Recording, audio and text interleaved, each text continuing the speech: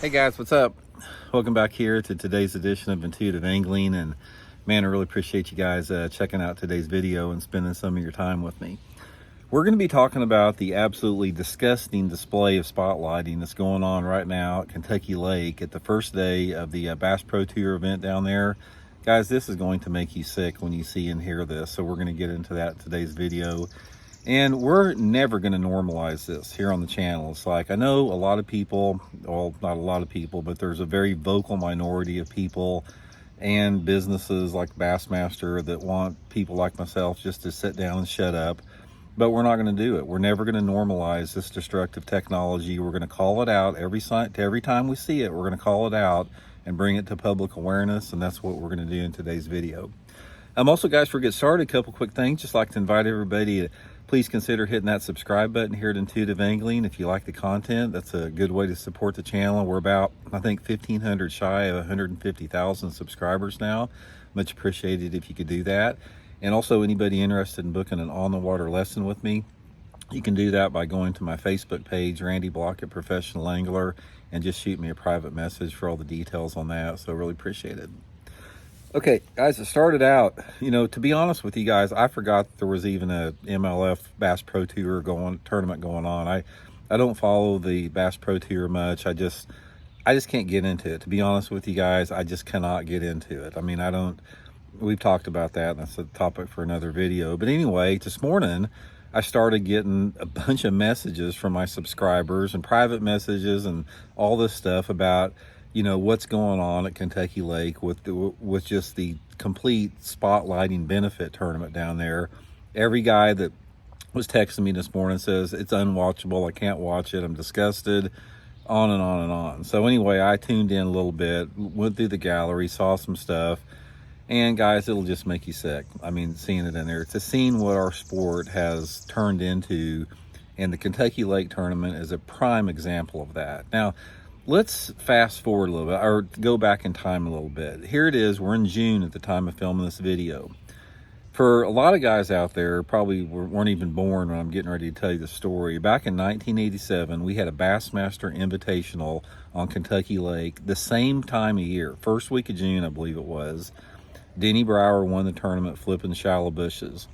Now, this was 1987, and Denny won the tournament flipping bushes by a pretty big margin, but there were several guys in the tournament that did good fishing offshore. And this is what I'm getting ready to tell you here is a prime example about how our sport has disintegrated into something not even recognizable, with what's going on at the MLF tournament right now. In that tournament, there was several guys in the top 10 that were catching them off the bank, cranking ledges. Now, you know how they found these ledges? This was, all they had was a flasher back then. They had one flasher up front, one flasher on the back, and they had a contour map.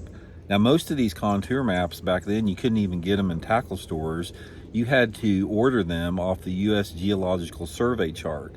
And so these guys out there that were catching them off the bank there, they had to find these paper maps, and then they had to triangulate these offshore drop-offs and creek channel intersections using their paper map that's on their lap, and they had to line up triangulation areas. They had to use their compasses to line up, on the proper lines there. And then once they found those areas, they had to find them again in the tournament. Once they found them and got out there in the middle of the lake, there's no way to get back to them. This was before GPS or anything.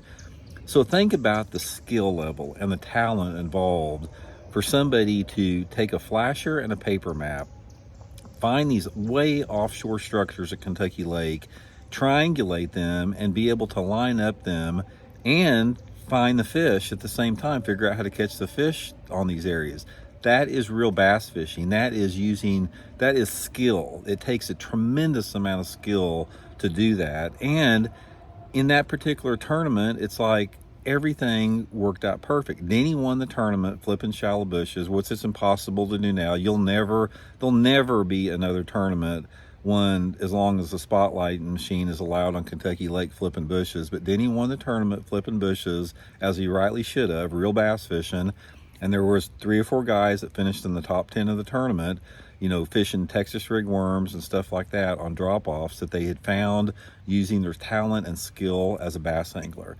Fast forward to 2025 now, and you got to remember back then, this is when 20-pound bags were rare. Not because the fish weren't in that lake. There was probably 100 times more bass and bigger ones at Kentucky Lake at the time, but nobody had the technology to find those suspended bass that are roaming out there in open water that they catch them with spotlighting right now. So those fish were in their sanctuary. They were protected as they needed to be.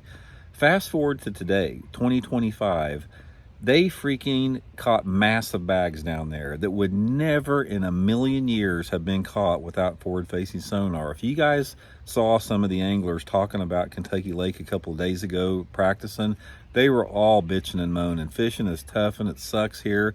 That's because they were fishing with real bass fishing techniques. And then all of a sudden, fast forward today, where all the spotlighters were turned loose on their periods where they could use spotlight machine, and they freaking annihilated them with forward-facing sonar. That never would have happened before.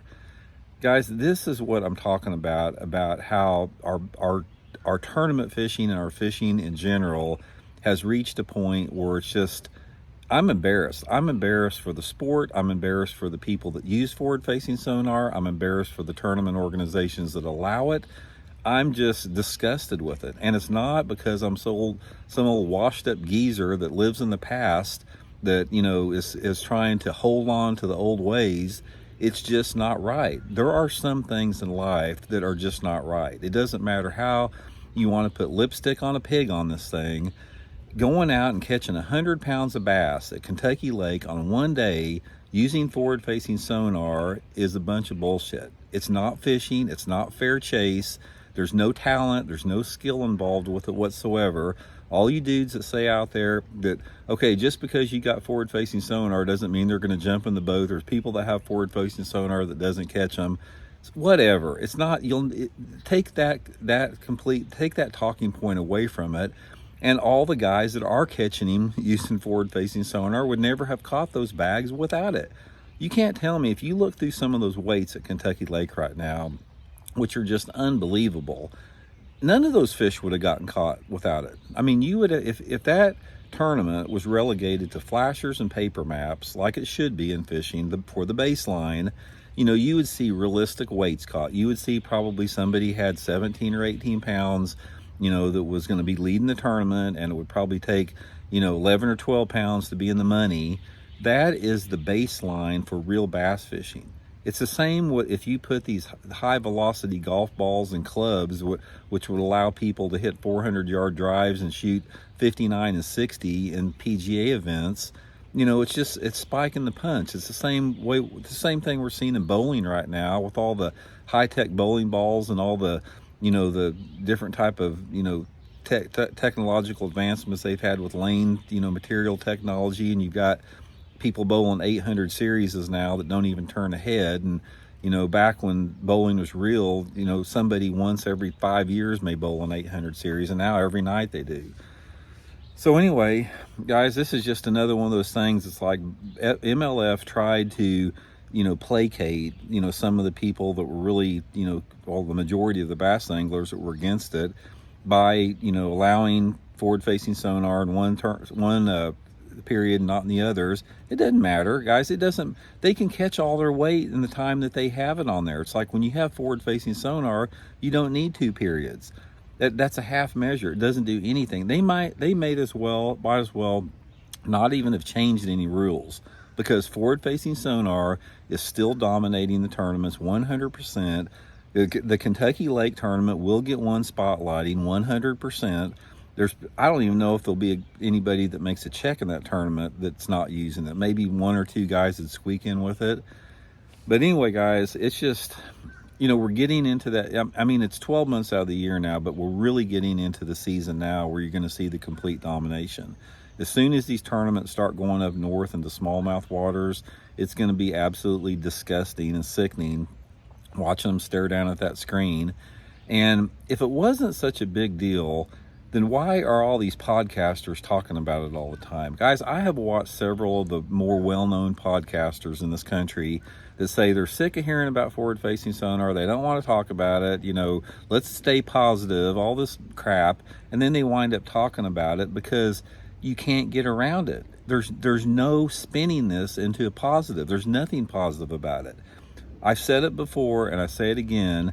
There are zero, not one, zero redeeming qualities about forward-facing sonar that has any benefit to help the sport of bass fishing, help the future of bass fishing, or help the sustainability of bass fishing. All it does, it allows people that have average or below average skills in bass fishing to dominate in the sport.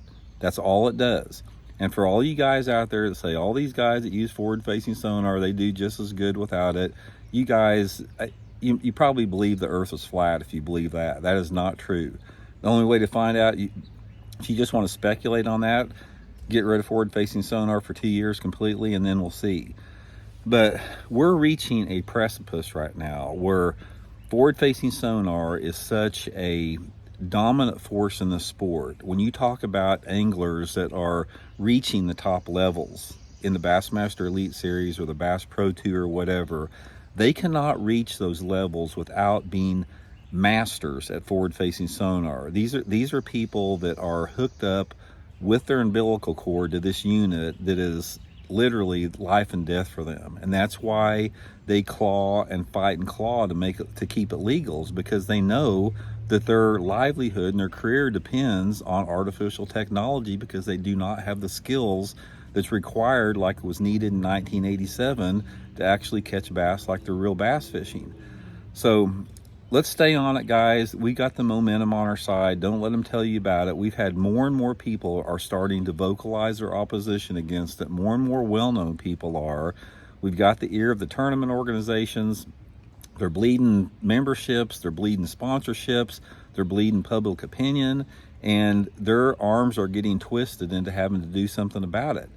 And for anyone out there that tries to bullshit the public and say the electronic company sponsorships don't have anything to do with this, guys, that is the biggest denial of reality you will ever see. Do not listen to that, because that's what it's all about. One of the other things I say all the time, and I'll say it again, is if the electronic companies were not allowed to sponsor tournament organizations, forward-facing sonar would have been banned years ago from this. But we are seeing a destruction and a degradation in our bass fishing across the country, the quality of the fisheries, the number of the fish that we're catching.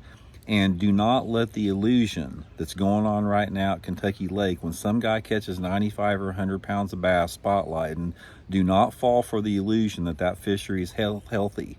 Until you take that technology away from tournament anglers and then get a baseline on the weights by traditional bass fishing skills, you'll never know the health of a fishery. So anyway, guys, let me know what you think about it. We'll check in later. See you.